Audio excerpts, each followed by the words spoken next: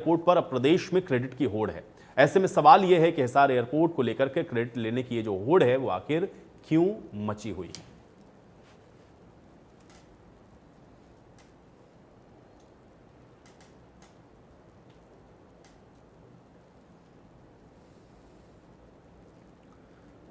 तो क्रेडिट 11 साल की सरकार की कार्यशैली का आज ही एक ताजा उदाहरण हम आपको देंगे।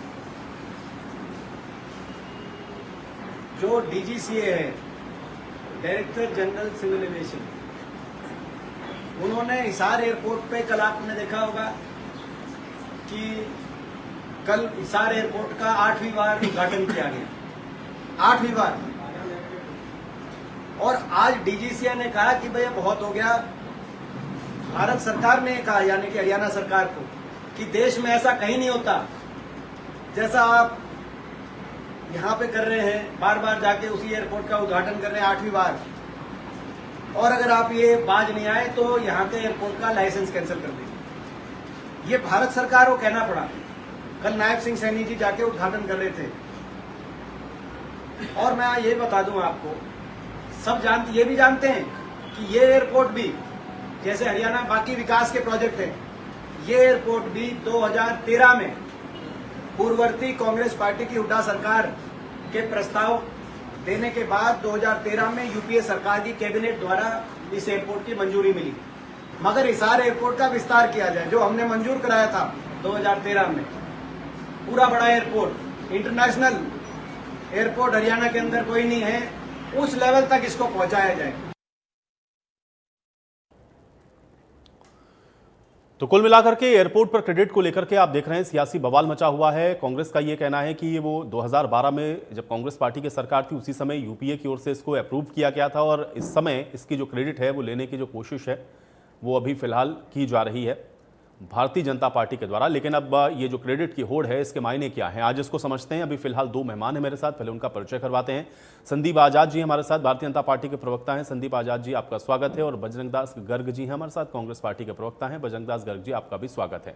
संदीप जी आपसे शुरुआत करूंगा, चूंकि हिसार एयरपोर्ट को लेकर के हम लोग देख रहे हैं कि इस समय क्रेडिट की होड़ मची हुई है। एक तरफ तो आप केंद्र के 11 साल की उपलब्धियों को गिनवा रहे हैं, उसी को जोड़ते हुए दीपेंद्र हुड्डा कह रहे हैं कि ये उसका एक बहुत बड़ा उदाहरण है कि 2012 में जिसको स्वीकृति मिली थी, जिसको 2 सालों में पूरा हो जाना था, उसको आपने 12 साल लगा दिए पूरा होने में, और वो भी आधा अधूरा, जिसका बार बार आप लोग उद्घाटन करने पहुंच जाते हैं। कैसे देखते हैं इस एयरपोर्ट को लेकर के छिड़े इस विवाद को?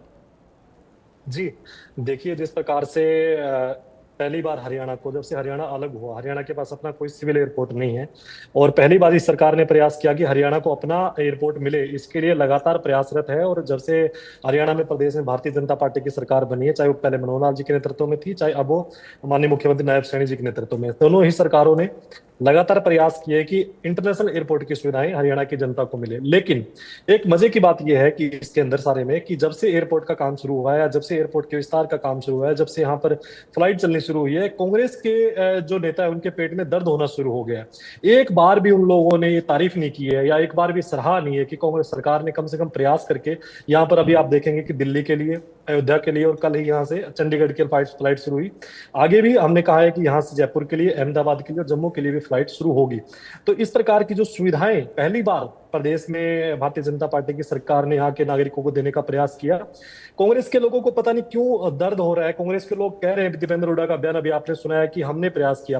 भारतीय जनता पार्टी की तो मुझे लगता है पूर्ण बहुमत की सरकार 2014 के बाद ही प्रदेश में बनी है, 10-11वां साल अभी सरकार को है।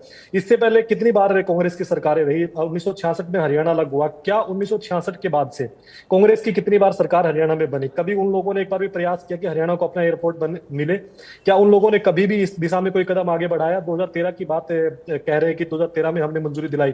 आपने किस चीज की मंजूरी दिलवाई, क्या आपने किया था, वो सब उसकी बात है। लेकिन उसके बाद 2014 के बाद से आप देखिए कंटिन्यूसली तीसरे चरण का काम अभी इस एयरपोर्ट का चल रहा है। तीसरे चरण में आज से फ्लाइट भी शुरू हो चुकी है और कल चंडीगढ़ की फ्लाइट शुरू हुई।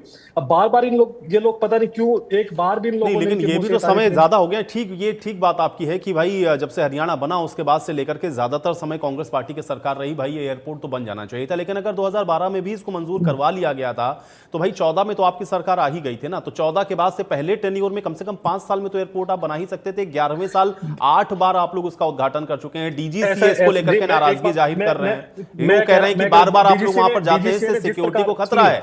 संदीप जी, तो मैं ये कह रहा हूं कि अगर आप उनको टाइम बाउंड करेंगे कि भाई ये जब से हरियाणा बना तब से ये एयरपोर्ट नहीं बना पाए, तो ये प्रश्न आपके ऊपर भी आएगा ना संदीप जी, कि भाई आपको भी 11 साल लग गए ना उसको ऑपरेशनल करने में। मैं आपकी बात का जवाब दे रहा हूं। 2014 में जब से सरकार बनी तभी से कंटिन्यूअसली इसके लिए प्रयासरत है, चाहे इसके रनवे के विस्तार की बात हो, चाहे वो तमाम सारी दूसरी सुविधाएं हो। लेकिन ये सिर्फ एयरपोर्ट तक सीमित हमने नहीं रखा है, भारतीय जनता पार्टी ने इसको एयरपोर्ट तक सीमित नहीं रखा है, इसमें बहुत सारी दूसरी चीजें भी इसके साथ जोड़ी गई है, वो मैं आपको बताना चाहूंगा। इसके साथ यहाँ एरो स्पेस जो यूनिवर्सिटी है वो बनने की बात हमने कही है, इसके साथ साथ दूसरे भी कई सारे प्रोजेक्ट है इसके साथ। संदीप जी, मुझे एक बात बताइए ना, एयरपोर्ट का एक बेसिक काम क्या है कि फ्लाइट कम से कम वहां पर टेक ऑफ करे और लैंड करे वहां पर, ये अभी आपने शुरू किया। मतलब पहला काम आप ये करेंगे, कनेक्टिविटी दीजिए, बाद में आप कार्गो की जो एमिनिटीज हैं आप डेवलप करिए, उससे किसी को एतराज नहीं है। उसको ऑपरेशनल होने में आपको भी 11 साल लगे ना संदीप जी, अगर ये प्रश्न आप कांग्रेस पार्टी पर छोड़ते हैं तो 11 साल आपको भी लगे। आप भले ही उस पर कोई तर्क दीजिए कि हम ये विकसित कर रहे हैं, हम ये बना रहे हैं, हम ये बना रहे हैं, भाई पहले ऑपरेशनल तो करिए। उस पर फ्लाइट्स तो आज आपने चंडीगढ़ के लिए फ्लाइट को शुरू किया और उसकी पहली फ्लाइट आपने शुरू करी, वो आपने अयोध्या के लिए की, यानी कि 2 फ्लाइट अभी आप ऑपरेशनल कर पाए वहां पर, और उसमें भी ये वीकली है। तीसरी हो गई है। मैं आपकी बात का जवाब दे रहा हूं। 7200 एकड़ के आसपास वो जमीन है जिसके अंदर एयरपोर्ट बन रहा है। अब आप देखिए वहां पे 10,000 मीटर का रनवे वहां बनाया गया, जो सबसे मुझे लगता है देश के अंदर सबसे बड़ा एयरपोर्ट है जमीन के मामले में। ये इसके ऊपर इतना बड़ा रनवे बनाया गया है, इसकी 4 दीवारी का काम पूरा हुआ है और तमाम सारी बाकी सुविधाएं भी यहाँ डेवलप की गई है। एक दिन में सब नहीं हो जाता। तीसरा चरण, मैंने कहा कि 2 चरणों का काम पहले पूरा हुआ, तीसरे चरण का काम पूरा हुआ है। 11 साल लगे जरूर है, लेकिन यहाँ से फ्लाइट उड़ गई है। लेकिन इससे पहले भी तो कांग्रेस की सरकार कितनी बार रही है, सरकार कभी भी प्रयास नहीं हुआ, इन लोगों ने कभी प्रयास नहीं किया। क्या 1966 के बाद से हरियाणा को कभी भी जरूरत महसूस नहीं हुई कि हरियाणा को अपना एयरपोर्ट मिलना चाहिए? आज अगर भारतीय जनता पार्टी की सरकार ने प्रयास करके यहां से फ्लाइट उड़ गई, आपने कहा कि 2 जगह की शुरू हो पाई है। अभी जब जैसे जैसे डिमांड बढ़ेगी, जैसे जैसे लोग यहाँ पे, अभी राजस्थान के लोग, पंजाब के लोग यहाँ तक पहुंच रहे हैं, यहाँ से फ्लाइट ले रहे हैं, वो फ्लाइट शुरू करें, आप 1 करें, आप 5 करें, वहां से 10 ऑपरेशनल हो। मेरा प्रश्न मैंने ये कहा कि रेगुलर फ्लाइट को शुरू करना ये प्राथमिकता है ना संदीप जी, और ऑपरेशनल होने में 11 साल आपको लगे। आप एमिनिटीज को डेवलप करें, उसमें कोई दिक्कत नहीं है भाई, आप उसको बना दें आईजीआई से बेहतर, उससे भी कोई समस्या नहीं किसी को। लेकिन उससे पहले आपको यह देखना पड़ेगा कि फ्लाइट्स लगातार रेगुलर मिले, ये बेसिक काम है ना। एयरपोर्ट का पहला मतलब तो यही है, फ्लाइट्स रेगुलर मिल रही है अभी अयोध्या के लिए, तो इसके लिए 11 साल लगे ना, इसके लिए 11 साल लगे संदीप जी। मैंने इससे केवल कहा क्योंकि आप जब भूतकाल में गए तो मैंने कहा कि भाई 11 साल आपको भी हुए। चलिए ठीक है संदीप जी, देखिए ये आर्ग्यूमेंट वहां पे हो गया ना, क्योंकि आपने ये कहा कि भाई ये जब से हरियाणा बना 66 से लेकर के अभी तक इन्होंने वहां पर ऑपरेशनल नहीं कर पाए। आप ये कह रहे हैं कि इन्होंने एक लंबा वक्फा लगाया, लेकिन मैं ये कह रहा हूं कि 11 साल आपको भी लगे। ऐसा नहीं है कि आपने उसको 3 साल या 4 साल में पूरा कर लिया। तो एक एयरपोर्ट को बनाने में क्या 11 साल संदीप जी? देखिए ऐसा नहीं होता ना, आप प्रश्न सुनते नहीं, बराबर बोलते हैं। मैं ये कह रहा हूं कि क्या एक एयरपोर्ट को ऑपरेशनल होने में 11 साल लगते हैं? ये आपकी टाइमलाइन है? मैं इस बात का जवाब दे देता हूं। वहां पे मैंने पहले भी कहा कि वहां का रनवे का विस्तार है, चाहे वहां की 4 दीवारी का विस्तार पे आप चले जा रहे हैं ना संदीप जी, मैं ये नहीं कह रहा हूं। मैं बार बार आपसे पूछ रहा हूं, एक एयरपोर्ट पर एक हवाई स्ट्रिप बना करके और उसको ऑपरेशनल करने में क्या 11 साल लगते हैं आप? अरे सर, सिर्फ हवाई स्ट्रिप बनाने से एयरपोर्ट ऑपरेशन? अरे इस तरह से तो बहुत सारे एयरपोर्ट है ना भाई देश के अंदर। संदीप जी, इस तरह से बहुत सारे एयरपोर्ट देश के अंदर हैं जिनकी हवाई पट्टियों का विस्तार हो रहा है, जिनका रीडेवलपमेंट हो रहा है, लेकिन उनको 11 साल नहीं लगे बनने में। पड़ोस में चले जाइए उत्तर प्रदेश के अंदर, 2-2 साल में कितने बड़े बेहतरीन एयरपोर्ट तैयार हुए हैं, 2-2 साल के अंदर। संदीप जी, आपकी सरकारें हैं वहां पर, लेकिन ये आर्गुमेंट चलेगा नहीं ना यहाँ पर। एक मिनट, मेरी बात भी सुन लीजिए। क्या आपको क्या लगता है कि सिर्फ एक हवाई पट्टी बना देने से क्या एयरपोर्ट की हवाई जहाज शुरू हो जाएगी वहां? अरे मैं कह रहा हूं कि आप उसकी एमिनिटीज को डेवलप करिए भाई। आप बेसिक प्रश्न पर नहीं जा रहे हैं संदीप जी, आप बात को घुमा रहे हैं इधर उधर। गर्ग साहब, आप दूसरी जगह, लेकिन आप कह रहे सिर्फ हवाई पट्टी। मैं कह रहा हूं कि ऑपरेशनल करा आपने 11 साल में, केवल आपको फ्लाइट उड़ाने के लिए। भाई एमिनिटीज आप बाद में भी डेवलप कर सकते हैं, लोगों की सहूलियत के लिए कम से कम पहले प्लेन से शुरू करिए वहां पर। आपको 11 साल लग गए संदीप जी। और मैं फिर कह रहा हूं आप अपने पड़ोसी राज्यों में देख लीजिए। उत्तर प्रदेश में आपकी सरकारें हैं, 4-4, 5-5 एयरपोर्ट आपने 2-2 साल के अंदर बना करके खड़े कर दिए, लेकिन यहां पर 11 साल लग गए आपको। उसका कोई तर्क नहीं होगा आपके पास। गर्ग साहब, ये 11 साल तो हालांकि लगे, लेकिन उस पर आर्ग्यूमेंट ये भी है कि भाई जब से बना प्रदेश तब से ज्यादातर समय तो कांग्रेस की सरकार रही। हिसार को ये एयरपोर्ट तो पहले ही मिल जाना चाहिए था, भले ही आप कहीं कि आपने 2012 में इसको स्वीकृत करवा दिया था। गर्ग साहब, गर्ग साहब अनम्यूट करें एक बार।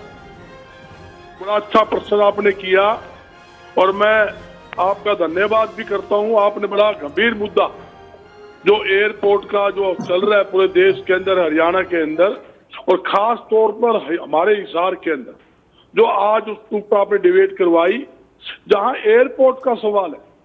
मेरे साथियों शायद ना पता हो, एयरपोर्ट तो ऑलरेडी हिसार में था, बना हुआ था।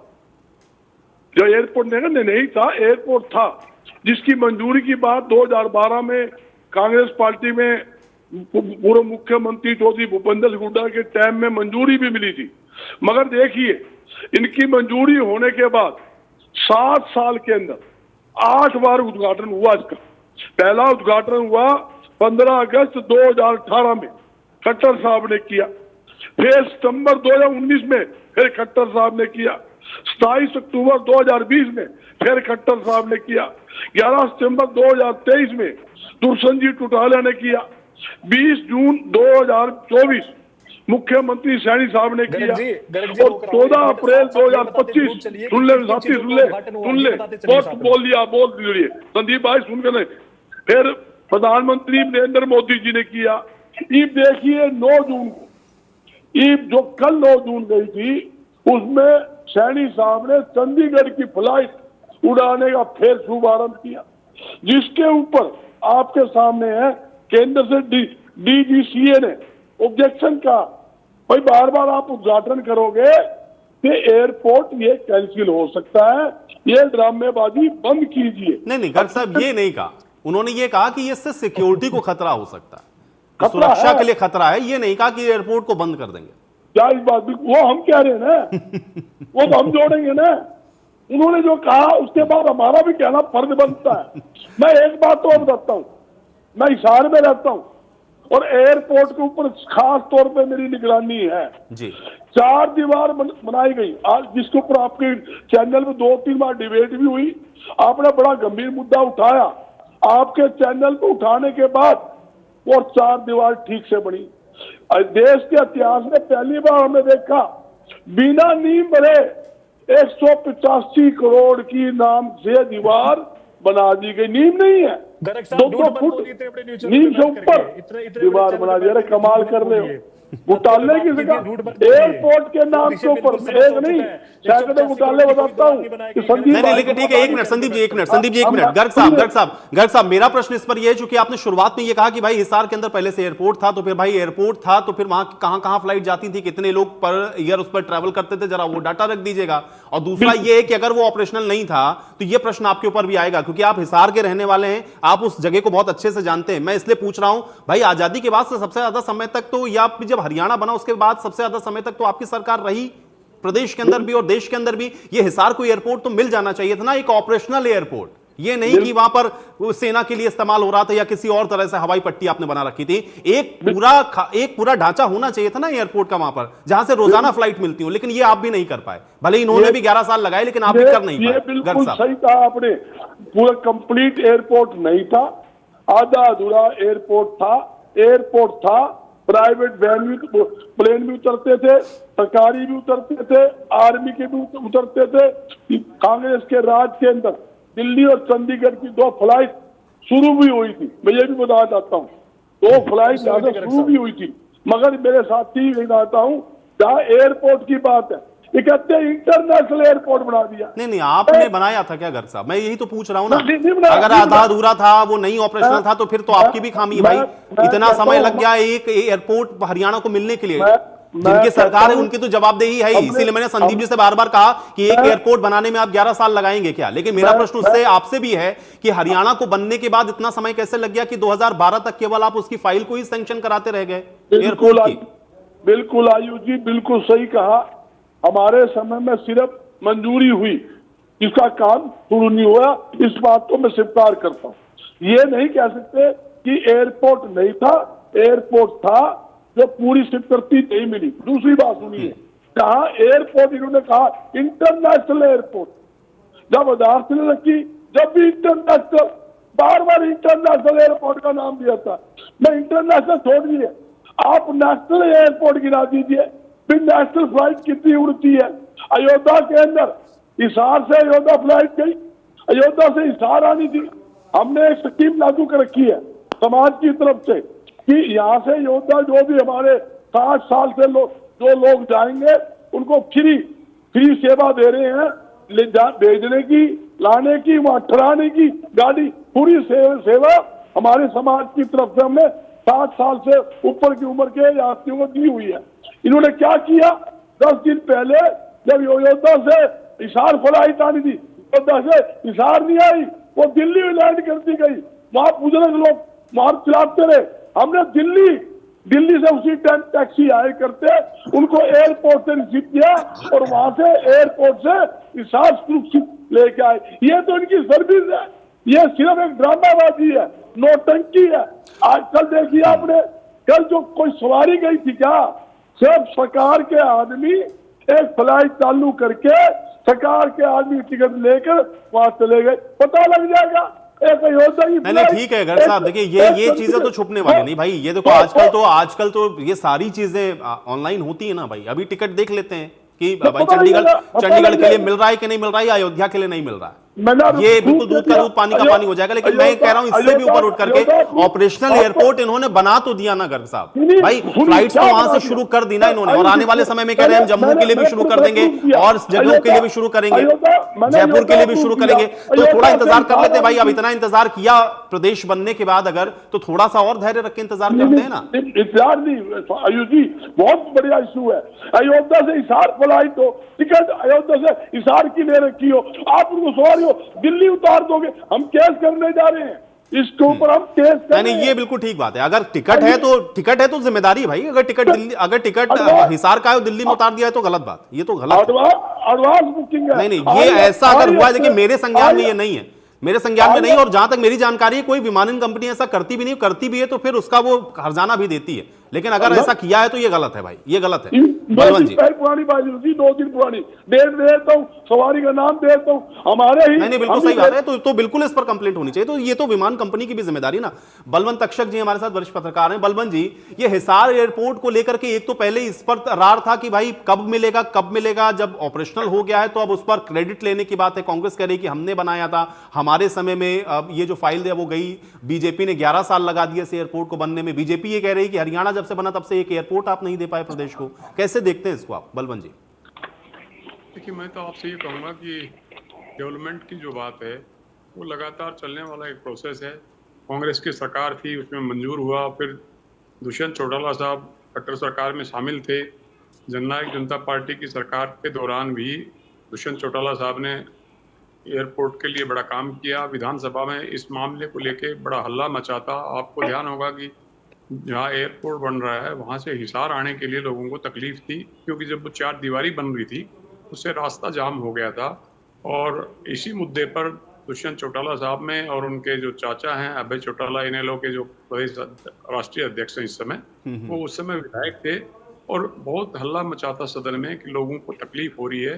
तो दुष्यंत चौटाला साहब का ये कहना था कि तकलीफ तो है और वो समझते भी हैं, लेकिन जो काम करना है एयरपोर्ट का, उसकी वजह से अगर कोई दिक्कत आ रही है तो वो जल्दी दूर कर देंगे। और फिर दुष्यंत चौटाला की पार्टी खट्टर सरकार से अलग हो गई थी। अब बीजेपी की पूर्ण बहुमत की सरकार है और बीजेपी की सरकार में एयरपोर्ट चालू हो गया है। मुख्यमंत्री नायब सिंह सैनी साहब ने वहाँ उसको जहाज को उड़ाया है और मैं समझता हूँ कि धीरे धीरे दूसरे शहरों के लिए भी कुछ फ्लाइट शुरू हो जाएंगी, ऐसा मुख्यमंत्री ने आश्वासन दिया है। बात तो लोगों की सुविधाओं से है।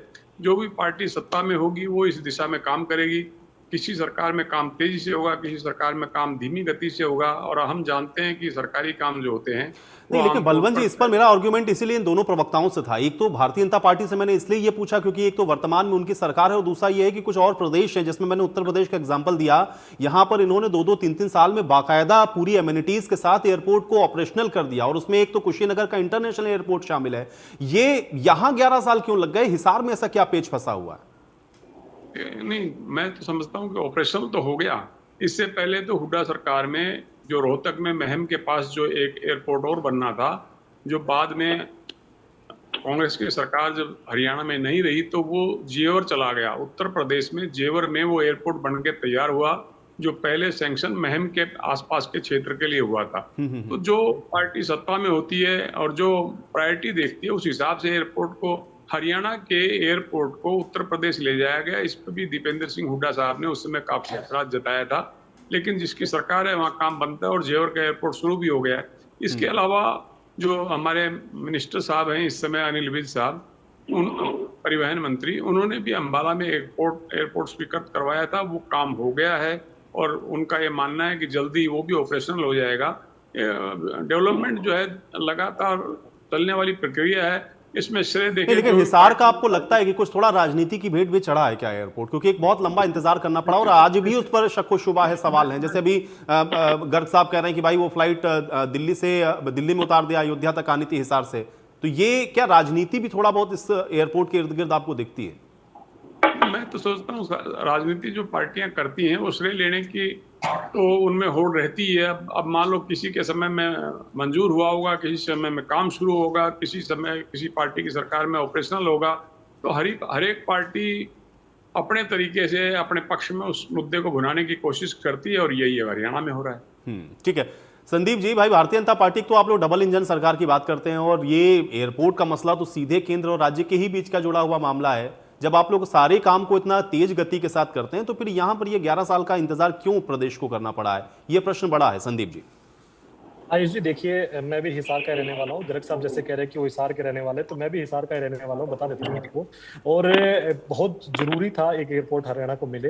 हमने प्रयास किया, मैंने पहले भी कहा कि हमने लगातार प्रयास किया और वो एक बहुत बड़ा क्षेत्र है एयरपोर्ट वाला जो डेवलप, जैसे बलवंत जी ने कहा कि डेवलपमेंट लगातार चलने वाला एक प्रोसेस है और हमने लगातार उस पर प्रयास किया है। और गर्ग जी जो गुना रहे थे ना कि जी ये अब उद्घाटन किया, जब जो चीजें वहाँ डेवलप की गई उन सब चीजों को लेकर के शिलान्यास उद्घाटन के कार्यक्रम हुए हैं। कल भी मुख्यमंत्री जी ने फ्लाइट का शुभारंभ वहां से किया। तो ये कोई एयरपोर्ट का उद्घाटन आप इसको गिनवाएंगे कि जी हम एयरपोर्ट का उद्घाटन कर रहे हैं, ऐसा इसमें कुछ भी नहीं है। अगर कोई चीज वहां नहीं शुरू हो रही है कि चेन्नई, अगर मान लो कल को टर्मिनल बनेगा, नया टर्मिनल का भी उद्घाटन होगा कल को, तो फिर आप कह देंगे कि 10वीं बार उद्घाटन हो रहा है, फिर 11वीं बार उद्घाटन है। जब चीजें नहीं वहां डेवलप हो रही है तो उनका उद्घाटन होगा, उसमें आप उसको ये नहीं कह सकते जी कि एयरपोर्ट का उद्घाटन हो रहा है। एयरपोर्ट का उद्घाटन हो गया, वहां से फ्लाइट का शुभारंभ हो गया, माननीय नरेंद्र मोदी जी देश के प्रधानमंत्री वहां थे, उन्होंने फ्लाइट ऑपरेशन वहां से कर दी। वो एयरपोर्ट का उद्घाटन तो एक लेकिन उसका लाभ सही मिल नहीं रहा है। संदीप जी ये बात कई बार पहले भी उठी है कई चर्चाओं में कि एक दो वो फ्लाइट आपके अयोध्या वाली है, आयुष जी आपको जो अयोध्या वाली फ्लाइट है उसमें भी लोगों को समस्या हो रही है। और अभी तो गर्ग साहब ये भी कह रहे थे, हालांकि मेरी जानकारी में नहीं, वो ये कह रहे हैं कि हिसार तक का टिकट था, दिल्ली में उनको उतार दिया, फिर उनको बाई रोड आना पड़ा। अगर ऐसा हो रहा है तो फिर इसका लाभ कैसे मिलेगा? उसके पीछे कोई टेक्निकल इशू रहा होगा तब वो फ्लाइट उतार दी गई होगी। उसके पीछे टेक्निकल इशू का हमारे संज्ञान में भी मामला है। और जो वो कंपनी की जवाबदेही है, वो सरकार की जवाबदेही नहीं है, वो विमान कंपनी की जवाबदेही है। और उस पर जो भी एक्शन होगा, जो कार्रवाई होगी या फिर जो भी मुआवजा उनका बनेगा वो मिलेगा। कंज्यूमर कोर्ट जाएंगे या जो भी जाएगा, सरकार उस पर कार्रवाई की, लेकिन वो सरकार का मुद्दा नहीं है, टेक्निकल को इशू रहा होगा, उसकी वजह से वहां उतारा गया होगा वहां पे। अब देखिए, आपने कहा जी टिकट, कल भारतीय जनता पार्टी के नेताओं ने टिकटें ली और वो उसमें सवारी करने के लिए चले गए। एक बात बताइए आप आयुष जी, जब यहाँ पे आपने कहा कि वीकली फ्लाइट शुरू हुई, रेगुलर वो भी नहीं है, जब यहाँ पे लगातार पैसेंजर मिलने शुरू हो जाएंगे, जब तो फ्लाइटों पे दबाव बढ़ेगा या फिर डिमांड बढ़ेगी, तो आपको क्या लगता है कि हफ्ते में 2 दिन ही चलेगी, उसके बाद इसको डेली नहीं चलाया जाएगा? जैसे जैसे डिमांड आएगी, जैसे जैसे लोगों की जरूरतें बढ़ेगी, लोग कहेंगे कि हाँ, उनकी मांग आएगी कि अब तो कंपनियां घाटे में तो चलाएगी नहीं। मान लीजिए अगर 70 सीटर प्लेन है कोई, उसको कंपनी अगर 5 सवारी लेकर के जाएगी, तो क्या ये पॉसिबल है किसी भी कंपनी के लिए चला पाना? बिल्कुल भी पॉसिबल नहीं है। इसलिए लगातार अभी वीकेंड फ्लाइट शुरू की गई है, वीक के शुरू में शुरू की गई वीकेंड फ्लाइट्स है, उनको पूरी सवारियां मिल रही है, उनकी कंपनियों को मिल रही है। जैसे जैसे लगेगा हमें कि आने वाले समय में ज्यादा डिमांड है फ्लाइटों की, तो ज्यादा डिमांड भी बढ़ेगी। और जब एक फ्लाइट उड़ रही है, वहां 10 भी उड़ जाएगी, वहां से 20 भी उड़ जाएगी, उसमें कोई फर्क नहीं पड़ने वाला। मान लीजिए कोई सुबह जा रही तो शाम को भी वहां जा सकती है, लेकिन उसके लिए पैसेंजर भी तो जरूरी है ना। अब चंडीगढ़ के लिए जैसे 2 फ्लाइट शुरू की गई, एक मंडे को शुरू की, एक फ्राइडे को शुरू की गई, दोनों फ्लाइट को जैसे पैसेंजर मिलेंगे उसके अकॉर्डिंग दूसरी फ्लाइट भी शुरू हो जाएगी, बाकी दिन में फ्लाइटें शुरू हो जाएगी, इसमें कोई दोहराई नहीं है। और मैं फिर कह रहा हूं, अगर किसी प्रकार की सुविधाएं जनता को मिल रही है कि वहां से फ्लाइट में सुविधाएं मिले, तो उसके लिए हमने लगातार प्रयास किए हैं और उस प्रयासों की बदौलत आज ये संभव हो पा रहा है। इसमें किसी प्रकार की राजनीति कोई नहीं कर रहा है, सिर्फ राजनीति कर रहा है तो कांग्रेस पार्टी कर रही है, इसके अलावा कोई राजनीति नहीं कर रहा है। सबको लग रहा है, बाकी विपक्षी दल भी कह रहे हैं कि अच्छा प्रयास है और ये लगातार धीरे धीरे अगर ये अच्छी इंटरनेशनल मानकों के हिसाब से विकसित करने का प्रयास किया है। मैं आ रहा हूँ गर्ग साहब, एक मिनट रुकिए। सारी सुविधाएं जो है डेवलप की जा रही है, वो सारी की सारी अंतर्राष्ट्रीय मानकों के हिसाब से डेवलप की जा रही है। मैंने पहले भी कहा, तमाम तरह के बड़े प्रोजेक्ट इसके वो ये कह रहे हैं कि डोमेस्टिक फ्लाइट्स तो सही से ऑपरेशनल आप कर नहीं पा रहे हैं, आप उसको अंतरराष्ट्रीय हवाई अड्डा बार बार कह रहे हैं, उनका एतराज इस बात पर था। इंटरनेशनल एयरपोर्ट का मतलब तो ये आयुषी, मुझे यहाँ से लगता बाहर है कि उड़ाइए उनके प्लेन, साथ अभी आप आपका भी डोमेस्टिक भी पूरी तरह से आयुषी, नहीं इसको ऑपरेशनल कर पाए। आयुष जी, मुझे लग रहा है आयुष उनके साथ जी, साथ आपका भी आ रहा हूं साथ है, गर्ग साहब, एक लेकिन मैं मिनट फिर थोड़ा कह सा रहा हूं- धैर्य रखें, मैं मैं फिर संदीप जी कह की रहा हूं, बात आ जाए फिर मैं आता हूं। कोई भी चीज नहीं जब शुरू होती है धीरे धीरे उसको सही दिशा में हम लेके जाते हैं, और बिल्कुल इसमें कोई दरार नहीं है। 3 जगह की फ्लाइट मैंने कहा कि शुरू हो चुकी है, बाकी 3-4 जगहों की फ्लाइट भी जल्दी शुरू होगी, और ये अच्छी तरह से ऑपरेशनल होगी। इसकी जिम्मेदारी हमारी सरकार की है और इसके लिए पूरी तरह जवाबदेह है। गर्ग साहब देखिए, तर्क उस पर यह है कि भाई ये तो कंपनियां जो है डिसाइड करेंगी ना कि आखिर किस तरीके से जो लोग हैं उस हिसाब से फ्लाइट्स को रेगुलर किया जाए, क्योंकि भाई कोई भी प्लेन है, अगर मान लिया 70 सीटर विमान है, 5 या 6 लोग वहां पर या 10 सवारी मिल रही तो वो लेकर के तो नहीं जाएगा। ये तो हर जगह हर एयरपोर्ट का ही है, बहुत सारी फ्लाइट शुरू होती हैं और बंद हो जाती हैं अगर बंद हो पैसेंजर नहीं जाती, मिलते कैंसिल हो हैं। जाती है जी, कैंसिल कर मैं देते हैं यही मौके बता पर, चाहता हूँ आयुष जी, तो इंटरनेशनल एयरपोर्ट कहाँ से हो गया ये, जब इनके पास सवारी नहीं, सुविधा नहीं। आपको एक बात बताता हूँ आयुष जी, जितनी सारी सुविधाएं मूलभूत सुविधा तक नहीं है वहाँ पे। वहाँ पर जो सवारी कोई आती है, मान लो, और उसको उस सवारी को मतलब एयरपोर्ट के अंदर आने के लिए, जब जाने के लिए बस तक की सुविधा नहीं है, बाहर कोई स्टैंड नहीं है, किसी प्रकार की सुविधा आप देखोगे एयरपोर्ट में। आपका तो यहाँ रिपोर्टर है, उसने कई बार दिखाया भी है, उसको आप वहाँ चेक करा नहीं, लेकिन ये तो जैसे बलवंत जी ने कहा ना कि वो एक सतत प्रक्रिया, वो धीरे धीरे इम्यूनिटीज तो डेवलप होती है। बहुत सारे एयरपोर्ट ऐसे हैं, छोटे छोटे एयरपोर्ट बड़े हुए और बड़े होने के बाद वो डोमेस्टिक के बाद इंटरनेशनल भी हो गए, तो उसमें क्या समस्या है? समस्या ये है, सुनिए, जब आप एयर चलाते हो, जब प्लेन चला रहे हो, आप उसके अंदर फ्लाइट उड़ाओगे, वहां सुविधा दोगे, जहां तक में चलना है, जहां प्लेन खड़ा वहां तक के बस की सुविधा दोगे, कोई सुविधा नहीं, बाहर किसी प्रकार की सुविधा नहीं। किसी को छोड़ने लिए मैं चला गया, वहां बाहर के लिए खड़े होने तक की सुविधा नहीं है, धूप में खड़े रहो, ये तो मूल सुविधा का मामला है। और फ्लाइट 4-4, 5-5 घंटे लेट उड़ान हो रही है, लेट आ रही है, ये रूटीन की बात है। मैं इसलिए कह रहा हूं मैं, क्योंकि हमने आई हफ्ता यहाँ से अयोध्या फ्लाइट के अंदर हम 60 साल से ज्यादा उम्र के बुजुर्गों को फ्री भेज रहे हैं, आई हफ्ता जा रहे हैं हमारे यहाँ करके। नहीं ठीक है गर्ग साहब, लेकिन वो ये भी कह रहे हैं ना कि वो टेक्निकल इशू हो सकता है। देखिए मैंने पहले भी कहा ना कि वो तो फ्लाइट कंपनियां देखेंगी कि भाई ऐसा उन्होंने क्यों किया है।